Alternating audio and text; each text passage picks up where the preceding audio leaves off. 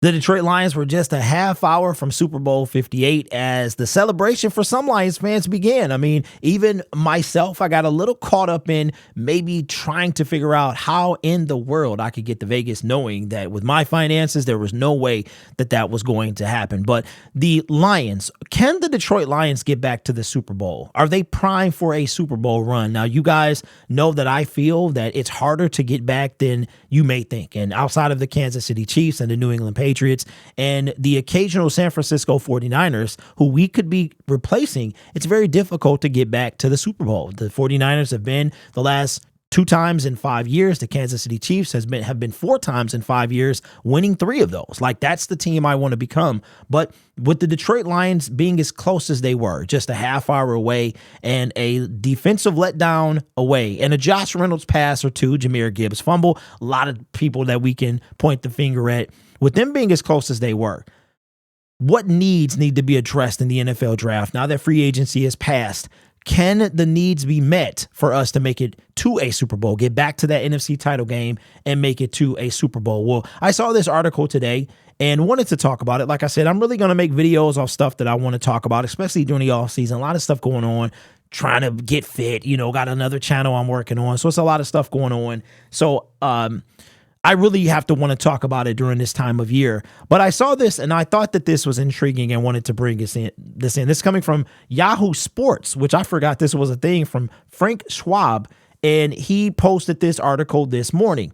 Now, can the Detroit Lions get back? Here you can see Lions are close to a Super Bowl, but must address a couple of glaring needs. Okay, let's see what he has. Now, let's take a look at our current draft picks for 2024. We have pick number 1. Our first round pick is 29. This will be Brad Holmes and Dan Campbell latest draft pick, having picked 7, 2, and 6 and 18. So this will be, from the Rams and ourselves, the latest pick that we've had. Pick number 61, which is our pick. We traded away our pick for Carlton Davis, I believe it was. So now we have the Vikings pick from TJ Hawkinson after this year. That trade will be done and over. The 5th round pick, no 4th round pick. It seems like we haven't really picked since the 4th round since the Amon-Ra St. Brown year, if I'm not mistaken. Pick number 164, pick number 201 from the Buccaneers. That came with the from Carlton Davis. I want to call him Carlton Banks. 6th round 205 and 7th round 249. So those are our 7 picks. 7 is like a sweet number.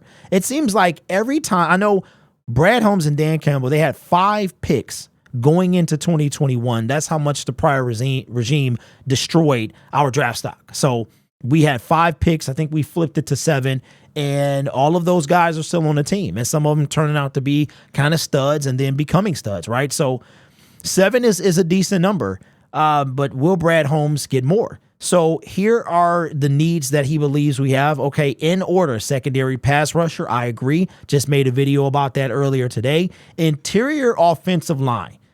Top needs. I'm going to put wide receiver above that. Then I would put interior offensive line, and I would put kicker after that. There's a lot of places you can get a kicker. I would be really surprised if the Detroit Lions use a draft pick on a kicker.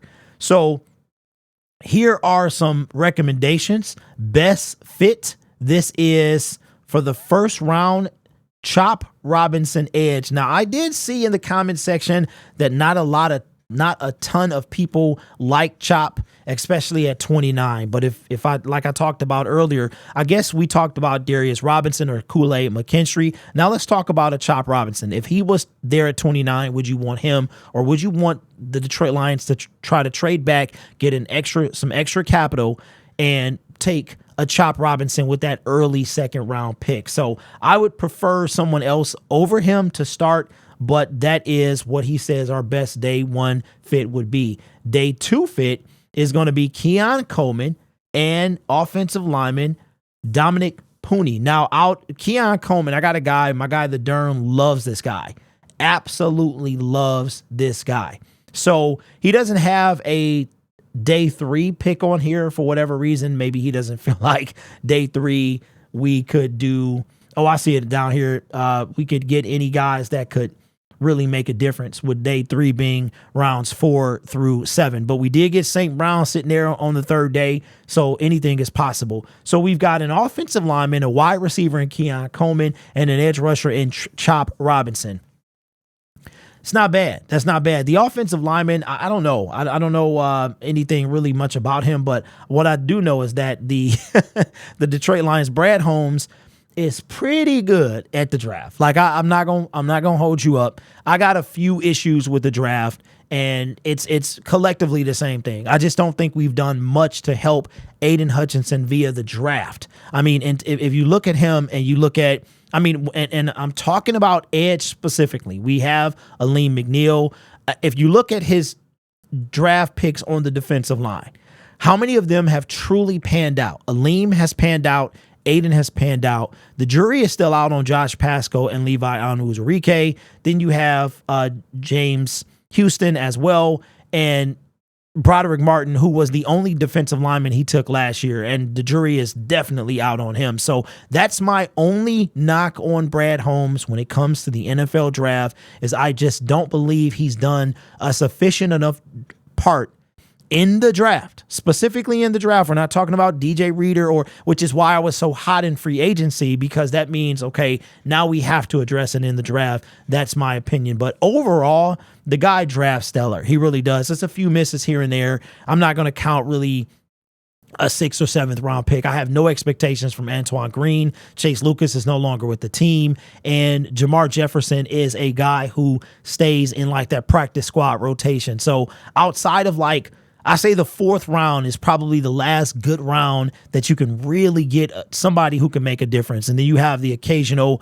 like James Houston, who was a 6th round pick, Malcolm Rodriguez, 6th round pick. They were both taken in the same draft, both made an immediate impact in year 1. So I like the first 2 picks, not too sure about the second one. I really don't know too much about this guy, but the NFL draft is coming very, very quickly. I mean, you know, I could really get used to playing into late January. I could only imagine.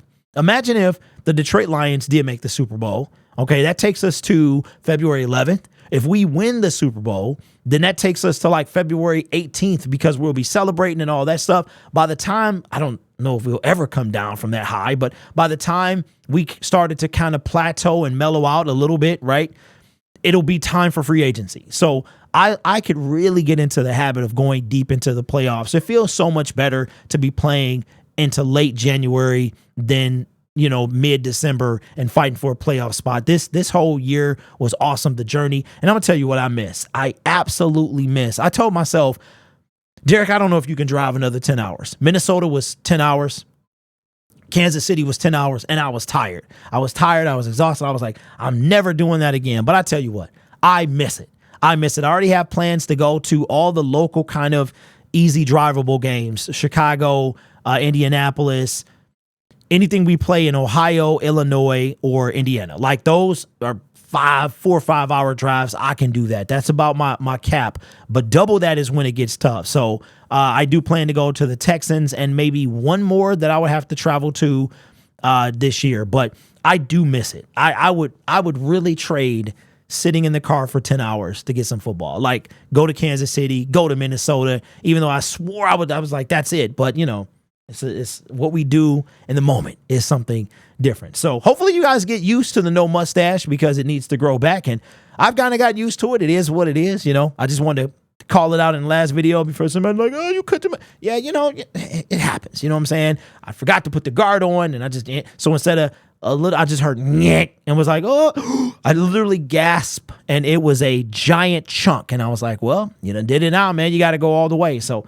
don't forget to check out the description for the link to the lion that is behind me. You can use promo code LS20 for $20 off your purchase. And we also have the Black Lion that will be arriving very soon. Don't forget about the giveaway. You guys want to make sure you tune in to that and get ready for the NFL draft. And then before you know it, it'll be summer, and then it'll be training camp, and then we'll be playing football again, man. So you guys are awesome. This channel is brought to you by viewers, members, and subscribers just like you. Take care of yourself and each other. And as always, go Lions.